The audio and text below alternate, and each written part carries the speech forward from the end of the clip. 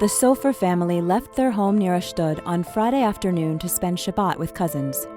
Terrorists threw Molotov cocktails at their car.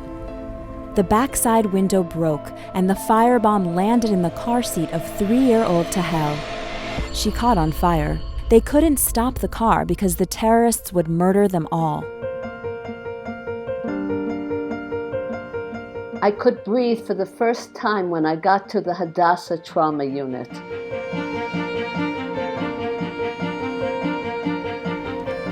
Hadassah.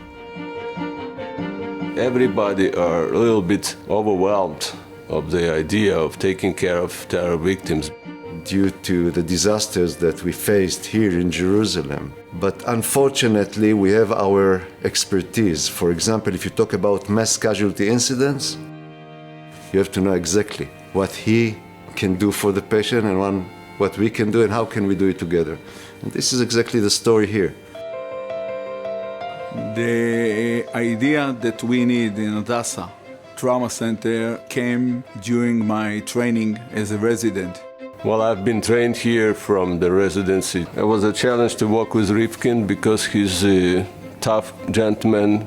He expected from you much more than you can add, and it was a challenge. You know, it's very nice to speak about it now, with the perspective of more than 25 years. My name is Declan Bohr. I'm a musician, I'm a guitarist. I was ambassador for BMW motorcycles. And I remember leaving Tel Aviv, and everybody was super excited. And I remember losing control on a motorcycle, hitting the safety wall. And then I remember waking up after losing my consciousness, and I couldn't breathe at all. I mean, nothing. I completely shattered my shoulder and my hand from every possible angle. They wanted to take me to the closest hospital in Beersheba. It's 10 minutes away. And I said, no, I'm only going to Hadassah. I don't care. It's Hadassah or I'm not going. They decided on 3 surgeries, 1 to save my lung and 2 to save my spine.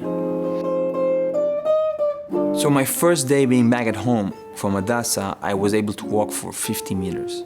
Second day, I was able to walk for 100 meters. And as soon as I could get back to swimming, I went to swim in the sea again. And I put the guitar on for the first time. And now I feel so fortunate for every hour that I get to play.